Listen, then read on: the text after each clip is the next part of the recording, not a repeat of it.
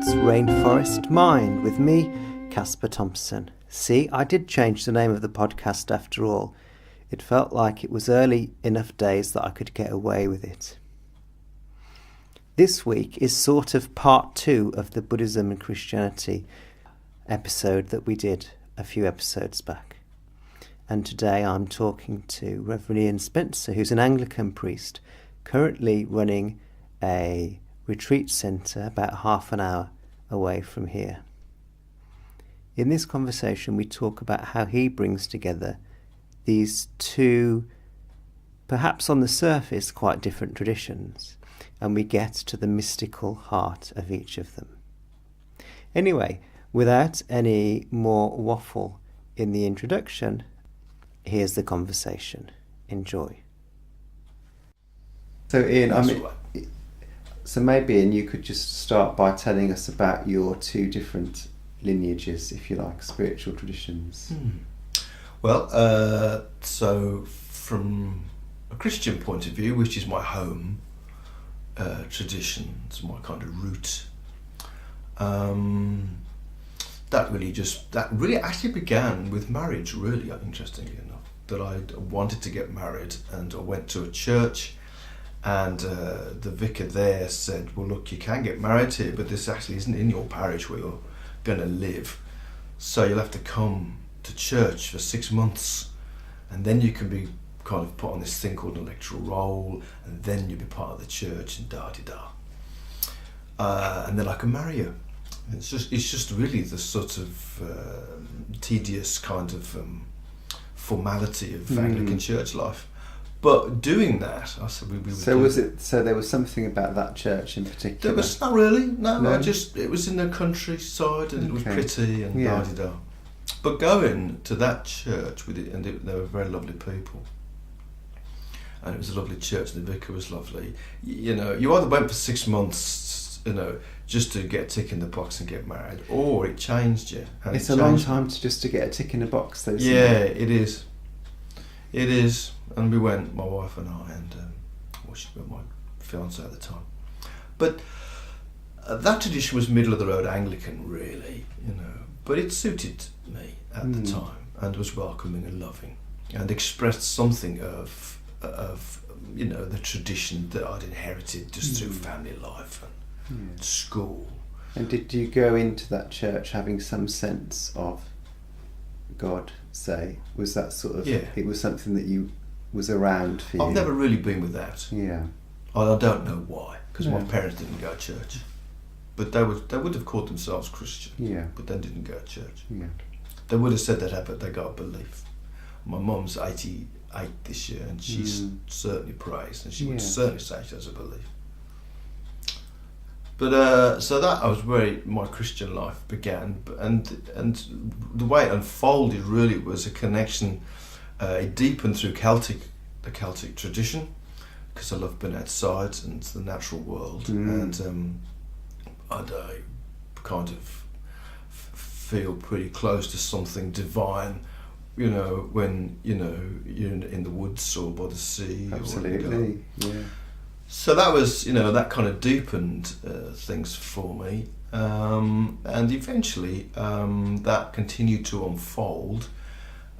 Found the Franciscans, which, if you enjoy the natural life of St. Francis, calling all of the created order his brothers and sisters, brother, sun, sister, moon, Well, there's that famous image, isn't there, with him teaching the birds? Teaching the birds, and he taught the fish. And if you read a book that came out of his life, written very soon after he died, The Little Flowers of St. Francis, it's called, you'll see that both he and many of the monks, they were always teaching the crows and the fish and things. It was, and allowing them to teach them.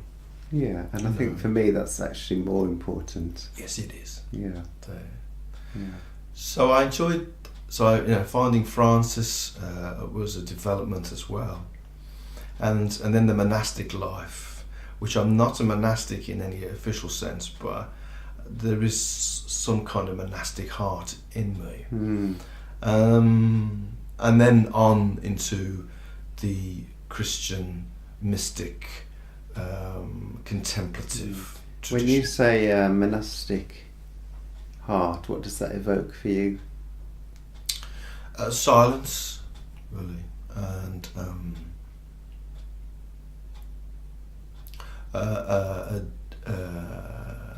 attentiveness and awareness, gratitude, a depth to things in inverted comma that is kind of eternal.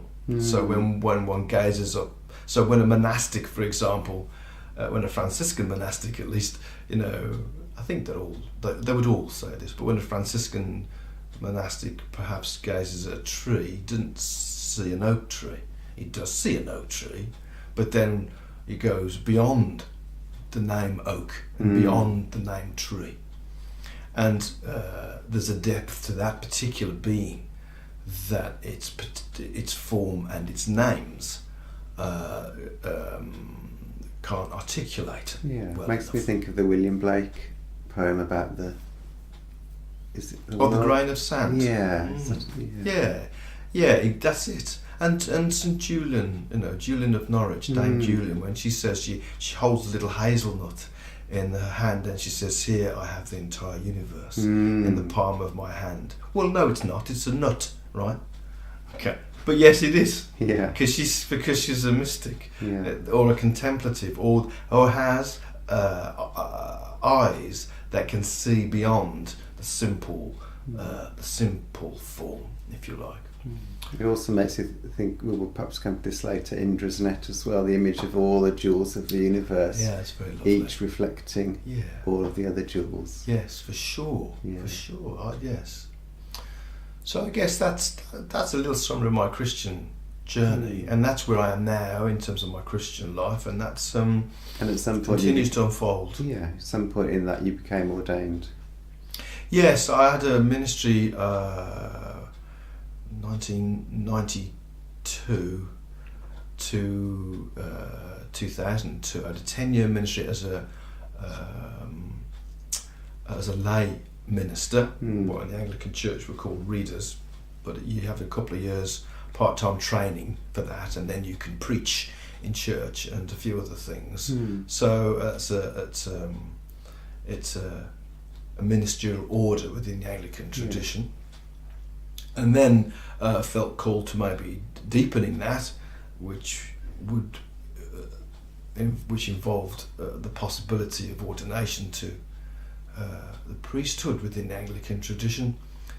And so you go along and you see the director of ordinance, and the whole of that starts. So that was another couple of years' journey. But I was eventually ordained in Worcester Cathedral in 2005. Okay, great. And the Buddhist roots is something a bit more recent. More recent. Yeah. So I guess Buddhism came knocking on the door of my life about 7 or 8 years ago. I was reading work by Christian contemplatives, and one of whom I was very fond of, called James Finley, who was a Cistercian monk for a while, and a novice under Thomas Merton, who was a pretty massive figure in contemplative Christian history of last century, in the 1950s, 60s. But James Finley wrote a book called Thomas Merton's Palace of Nowhere, and he introduced Zen in that. And I was completely blown away by that. And then, of course, I discovered that Thomas Merton wrote a book called Zen and the Birds of Appetite. And then you read... and then I discovered there's another... there are other Christians, Jesuits, a guy called Reuben Habito, who wrote Loving God, Loving Zen, who had gone a step further and was an abbot of a Zen monastery, but a Jesuit Christian as well. So what was it that was speaking to you from those pages of Zen Christian books? So I think what I liked about Zen was its directness. In that it spoke very eloquently of mystery, because in the Zen Buddhist tradition you're not allowed to hang on to ideas, concepts. So it's not enough to call God Father anymore, because God clearly isn't a bloke, right? Yeah. So, that didn't work. So you can call God Mother, that's beautiful. It's about time we started doing that a bit more. Yeah. But that's not right either, because it's also limited. It's limited. Yeah. So Zen, it says that's fine, that's helpful, but you can't stay there. You've got to push on. And so not only does it speak of mystery and sort of infiniteness, but it's also massively inclusive, because nothing is excluded. Everything is allowed its place. Yeah. Even though you can't stay there, but everything has its place. Beginner's mind, as Shunryo Suzuki puts it, you just wake up every day and start afresh.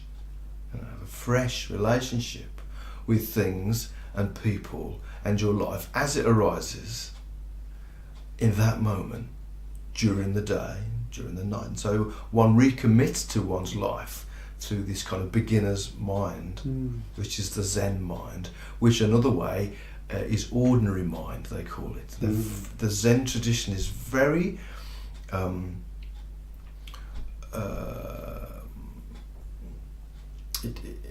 it honours ordinariness. It honours the washing up. It honours the putting of your shoes away. So it sounds like in that reading and experiencing of Zen, there was an invitation to go deeper or even go beyond the sort of the symbolic life of the church that you'd been bedded in. Yeah, I'd say that's a good summary, Cass. But that's good because it doesn't sort of disavow any of that, but it just says, well, this is good, it's fine, but it's not enough. Okay, so how are you supposed?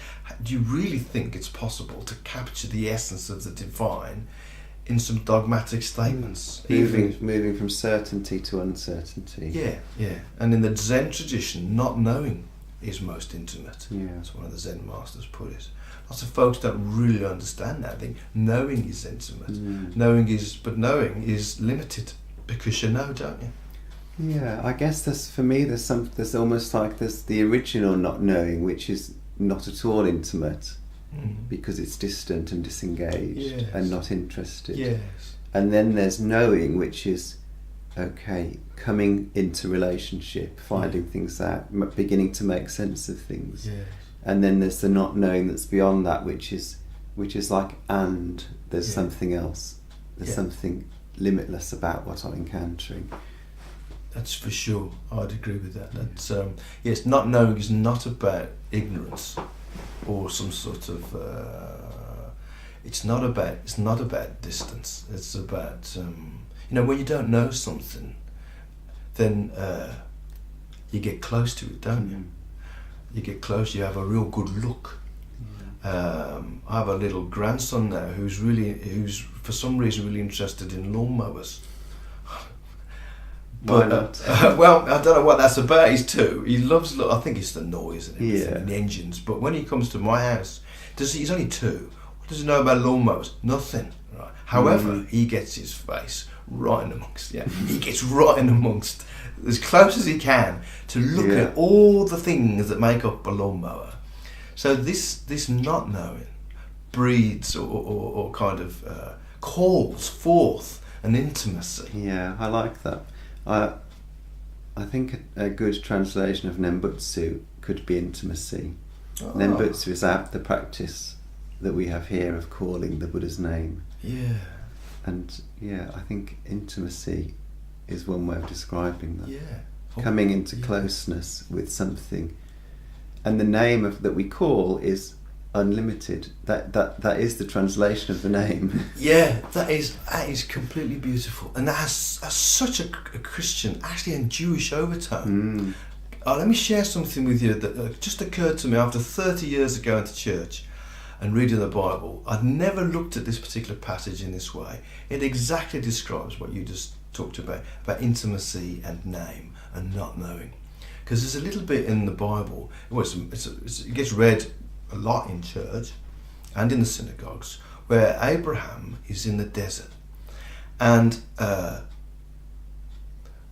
his eye is caught by a bush that's aflame, a burning bush. Squab, well-known story. There's this bush and it's burning and he can't work it. He looks at it and he thinks, well, why isn't it being consumed by the flames? It's burning brightly and it looks a bit odd. So he doesn't know, not knowing. He doesn't know what it is. So he thinks, I'll go and have a look. So he goes and has a look. And when he gets near the bush, a voice calls to him from the centre of the bush, which would be a bit disconcerting, but nevertheless, a voice calls to him from the bush, which, this is a hard thing. I mean, voices call to me from bushes all the time. It's a bird, or it's just do you know what I mean? It's not the modulations of air, okay? Yeah, it's not how I imagine it, which is perhaps the voice of God from The Simpsons. Hello, Abraham. No, it doesn't require a vocal cords. But he's called. Yeah, he hears something. He hears something. It's his heart. Or he experiences something that he describes as hearing. So he goes to this burning bush, and the voice says, take off your shoes, Abraham, because this is holy ground. The act of taking off your shoes is an act of intimacy. Clearly. Yeah. Barefoot on the soil, that's an intimate act. So there's the second act of intimacy, right? Second act. So now he's barefoot, kneeling by this bush, which has captivated him. And at the end of this little time he has with this bush, God reveals God's name. That is an intimate thing to do. It's the first time God reveals God's name in the Bible. And what is God's name? I am. That's endless, isn't it? Yeah. That you can't. What does that? How do you capture that? I am Yahweh. So that moment, I've got chills. Have you? Yeah. Wow. Because that's the perfect description of the activity of a holy person. Yeah. Becoming intimate with reality. That's it. See, Abraham was a contemplative, right? I mean, clearly, to have noticed the bush. Most people running around wouldn't notice a bush. It was on fire. You think, well, let the fireman put it out, or it'll just, whatever. Keep going. And if you want to, you can say that it was on fire, but you can also say that all the bushes are on fire. Oh, it was a beautiful poem, isn't it? All the bushes are on fire. And of course, I've seen bushes on fire at Holland House. Yeah. They haven't been on fire. There was one, and I had a very similar experience to Abraham, not quite the same, but I had a similar experience to Abraham when a bush captivated me for a short time. Why not? And it was a sunset. Yeah. And the whole tree, the sunlight was reflected from the leaves in such a way as you'd have thought the bush was on fire. Yeah. And I spent a little bit of time with that. That's a gift, really. Well, that's you used the word when we were talking at breakfast, grace, and to me that's one experience of grace. Yes. That captivation, discovering that the bush is holy, that the bush is God. Yeah, absolutely. It's got something important to say. It's a word. And then, and of course, in the Christian tradition, we talk a lot about the Word of God. That word being a revelation of the presence of God. And in the Zen Buddhist tradition, see, this is another lovely connection for me. The Zen Buddhists talk about the 10,000 things, which is another way of saying the universe, the cosmos. Yeah. And they say the 10,000 things. Each thing on its own, in its own integrity as a thing, and the whole lot together, they're all word. they're all Dharma gates. Yeah. Everything is a Dharma gate. Everything is the voice of the Dharma. Yeah. And of course, when you say 10,000 things, it makes me think of that wonderful quote from Dogen: to study the self is to forget the self, to forget the self is to be enlightened by the 10,000 things. Yeah. That is so one of the core texts in Zen. And as a Pure Land Buddhist, I might say that upside down: to be enlightened by the 10,000 things is to forget the self. Yes. Oh yes. Yeah. Yes. That I begin by going to the bush. Yeah. My spiritual experience is that actually both those things happen they arise together. There's no separation. Yeah. As you approach, in order to approach the bush and be enlightened by it, there must be a space through the ego for the light to shine. And yet, that's for sure. The light is always shining, sort of forcing its way through from its own side. Yeah, we're never without the light, are we? That's Buddha nature is, or in a Christian tradition, Christ is. Yeah. The Christ self is. There's never been a moment in the unfolding of the cosmos when that hasn't been the case.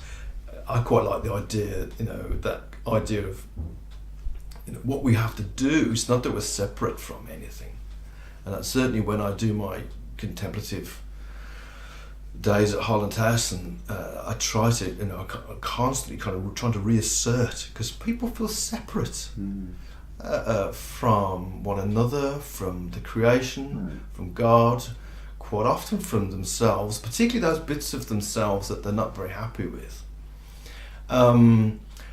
And try to box them off or feel a huge gap, but there is no separation. This is another thing. From the point of view of God, of course, that's true, but from the point of view of ordinary beings, we experience separation. Yes, we do. Yes, we do. Yeah. But it's a delusion. And you're right, there's something about, for me, my experience as a practitioner, the more of myself and my shadow I can include in my practice, the more space there is for God. Yes. Because the walls that separate me from my darkness also separate me from. Yes. Well, you think they do. They don't. It just feels. Well, from its own, from God's side, it's like, hello, I'm right here. Yeah. That's it. Yeah. What are you doing? But from my side, I'm like, no, I can't look over there. Yeah. But and this is the difference in relative truth and absolute truth, isn't it? That relatively speaking, because of one's conditioning. Yeah. All the stuff that's come up in one's life from the moment you're born to this particular moment right here, right now, because of the conditioning, 99% of which you've had no choice in. That's not to say we don't make choices, but even those choices are based on... They're heavily weighted choices. Yeah. So because of our conditioning, we live relative lives. And that's fine, isn't it? I mean, when one can understand... one way of looking at that is that, one might say the sun rises in the east and sets in the west. Relatively speaking, that is relative to the earth. It most certainly does. Absolutely speaking, it's nonsense. Sun doesn't move anywhere. Who knows? Well, it doesn't. Well, for one thing, for sure, it doesn't travel. The sun doesn't rise in the east and set in the west. The earth turns. So, relatively speaking... Depends where you put the sun. I mean, we're going to get into a long, complicated discussion now, because I would say that both are true, actually. Yeah, they are. And I also perhaps I'm more of a dualist than the Zen Buddhist would be. People's experience is true. It's not that, I sort of don't want to de-emphasise the experience of separation, because that is the living reality of most of us most of the time. Yes. No, I wouldn't disagree with that. I certainly would not be saying that A, it doesn't matter, and B, it's not true. I would hold both as true. There's a relative truth, and there's an absolute truth. Yeah. And the absolute, this is Zen teaching, really. Yeah. But I see it in the Christian tradition, in the contemplative side of things, that the absolute truth includes the relative. So it's not, nothing is lost. Sure. It's both are honoured. Yeah. Good. There is one question I wanted to ask. Yeah. Because it sounds like, and I'm really appreciating how inclusive your spirituality is and your sense of actually everything becoming holy, everything becoming a word, a Dharma gate. In that context, how do you make sense of the idea of Christ? Because for many Christians, he is the word. Yes. And other things don't sort of, it's that's the gate. That's the only gate. Yeah. Yes, I am the way and the truth and the life. Yeah. Well, I have a problem with that because I think what people get, there's a confusion happens when they hear that. What people think is they get doctrine and dogmas mixed up with Christ. So when people say, well, the only way to God is through Jesus of Nazareth or Christ, what they really mean is the church or particular doctrines and understandings of Christ that have arisen since the Christ event and have taken 2,000 years to articulate. All sorts of councils, all men, by the way, mostly, but all sorts of councils have got together over the years, over the centuries, and tried to understand the Christ event, put some words around it. What does this mean? How do we articulate it? And then, of course, those doctrines become traditions and rules, and which you have to abide by. And if you don't, then you're on the outside, not the inside, and all the rest of that. Yeah. So when people say the only way to God is through Christ, what they really mean is the only way is through formulations of belief since the Christ event. Not just through the church, but through my church. Well, very often, yeah. But of course, what we forget is that when Jesus said that, there was no church. There were no Christian doctrines or dogmas whatsoever. They hadn't been written, they hadn't been thought about, because Jesus was a Jew, right? So if you want to really think that what Jesus meant was doctrines and dogmas, you've got to adhere to the Jewish tradition, not to a Christian tradition, which didn't exist. But that can't be right either.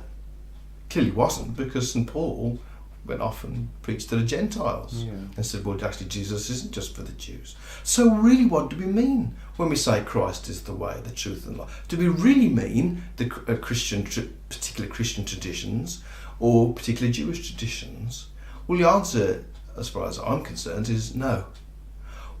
The reason why Jesus said that is he gives us a big clue, because he says, so follow me. What he means by follow me is do what I do. Follow my example. Part in my spirit. Join the dance. Yeah, join the dance. Lovely. Yeah. And what did he do? How did he conduct his life? Well, he did it like this.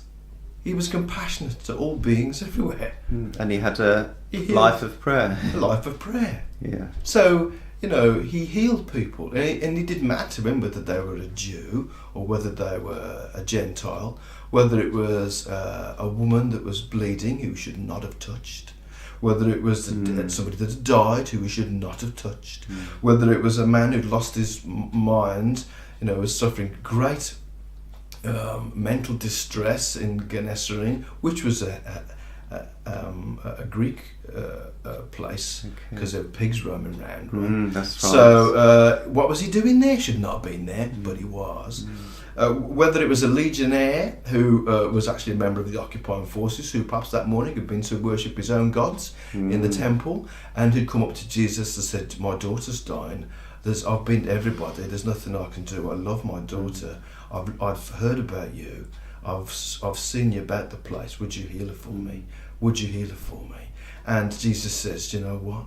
I'll come to your house. And the legionnaire says, they haven't got to come to my house, because actually I know that if you just say she'll be healed. I trust you that much. And Jesus says, no, my life, nowhere have I found anybody with a faith such as this. Yeah. And this is a Roman legionnaire, and that moment his little one was healed.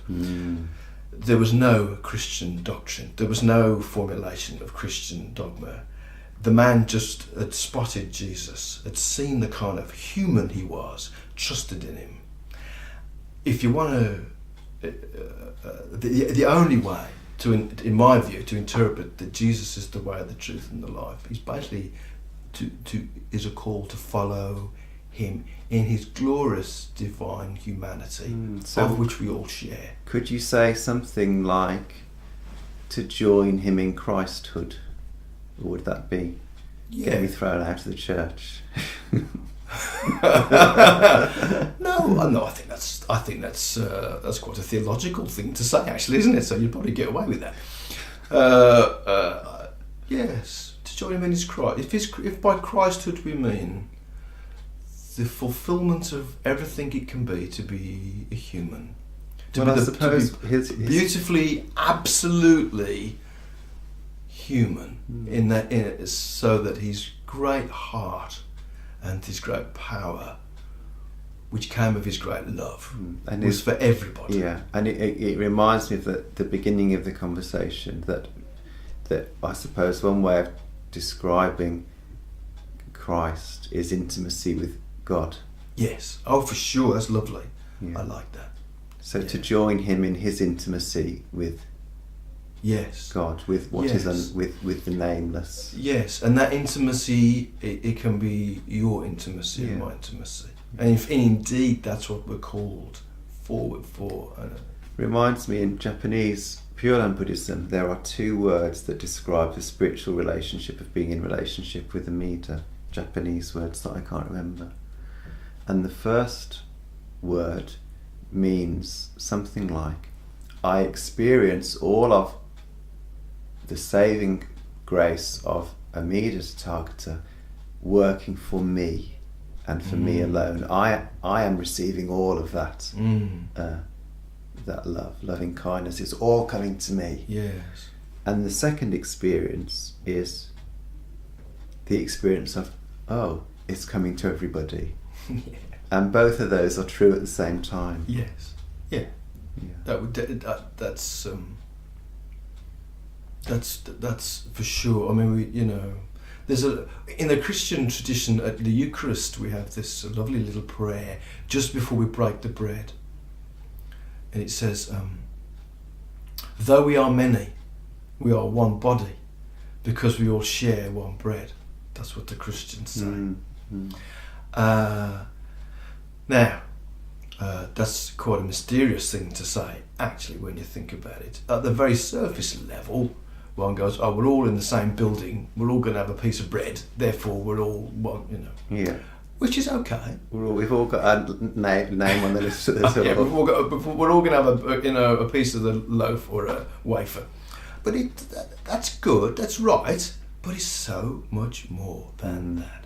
What do we mean by bread? What is this bread that we all share that is Christ? Okay. Well, when one sits with it prayerfully, contemplatively, that understanding of what the bread is vast. It's vast. One might call it simply life. One might also call it breath. Yeah. We all share. We're all. And in Genesis it says this quite clearly. It says this quite clearly that in the beginning, the little human being, and indeed actually all the animals and everything else too, when you read further on, but it's very specific. It says that God made the little human out of the dust of the earth, right? So he formed this little creature out of the dust of the earth. That's all the humans. It doesn't matter whether you're Buddhist or Muslim or Christian or atheist. All the humans were formed from the dust of the ground, and we know that because when we die, it's a pretty scientific fact that that's where we end up back in the ground. So that in itself, there is kind of half of the bread, if you, in one sense. But then, what does he do to make this little human being We're all made of stars, as Moby said. And where we are, aren't we? That's where the carbon comes from, that's for sure. Yeah. And then, but then God breathes into the little human, the little kind of clay man. And the little clay man, it says, becomes a living being. Breath. What do we all share?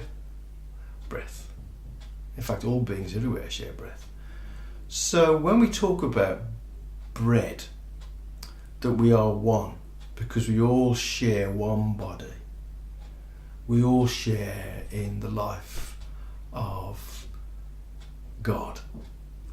And as humans, specifically the life of a human, which is Christ. Then the meaning of that, we are one body because we all share one bread, becomes expansive, inclusive, and deeply honouring the presence of God. And because we are incarnate in that way, we all have the opportunity to realise that we're animated by the same breath. Yeah, it's exactly it. Yeah, one at a time, as I was saying to somebody the other day. You can't bank them. Yeah, one at a time. One at a time. Yeah. Or Suzuki would say, there's no enlightened people, just enlightened moments. Yeah. Oh, I've not heard that. Yeah. Oh, I like that. Yeah. That's very good. Yes. Gosh, yes. We do, because the next all we have is the next inhale, right? That's sort of, and in fact, our entire life consists in, whether you're 23, 53, or 83. All of those years, don't they? They're all, in one sense, kind of compressed into and realised in the next breath. Because the one before is gone, so there's no guarantee it's going to be another one. So we live breath by breath, don't we? And you get 23,000 of those a day. Give or take a few hundred, yeah. 23,000 times to realise and appreciate the depth and the wonder of the moment of your life. 23,000 opportunities to become awake to holiness. Yeah, that's a gift. And how many do we take? Yeah. A handful, less than a handful. Yeah, almost none. Yeah. Yeah, because we take our breath for granted, don't we? Unless we get a cold and you rush for the, I guess the nice thing about the Pure Land practice is, to me, I talked about Nembutsu as intimacy, but it can also be translated as remembering.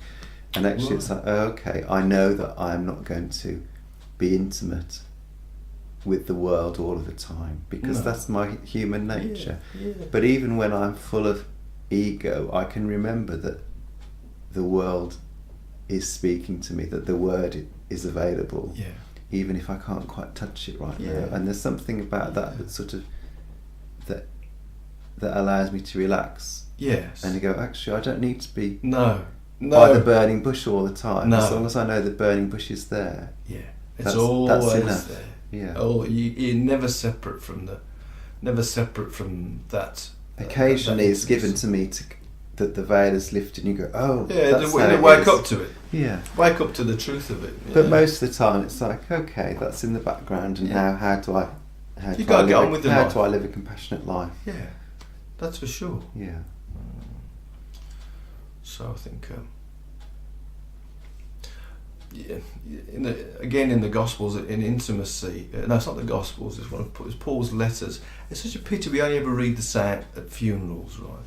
So there's this beautiful bit where Paul says that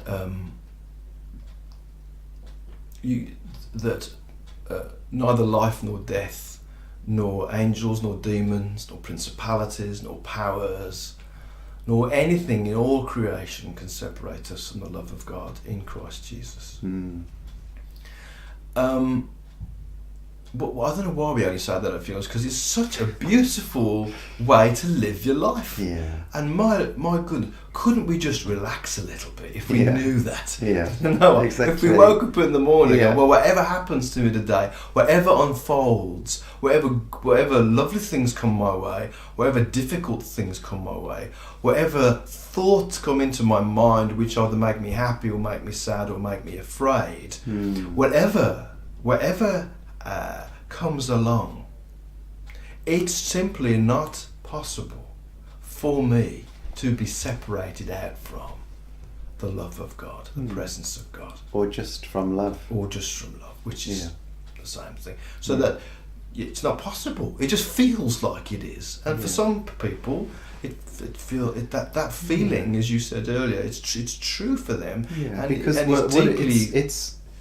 it's possible insofar as we turn away from it from our own sides. Yeah. But it isn't. But that doesn't mean that there's a phrase. Honan wrote a poem. The moonlight shines on everybody in the village, but you only notice it if you happen to look up. Yeah. Yeah. And I think, I don't know, I would say, certainly for me, and I'm probably putting words in your mouth, but for you as your priest too, that I see my role as helping people, see the moon. Absolutely. That's helping people notice their breath today. Yeah. Helping people notice that, helping people come into that intimate relationship where there's healing and wholeness and peace and goodness. Yeah. That's, and that seems to me to be space, our role. Yeah, making space for love, reminding people love is already present. Yeah. And in the end, that's all there is. Yeah. Thank goodness. Yeah. Great. Maybe that's a nice place to finish. I think so. Thank you very much for your time. Thank you for asking me, Casper. And thank you. We mentioned the ancestors this morning, so thank you to the ancestors and the causes and conditions that allowed us to meet this morning. Yeah, bless them all.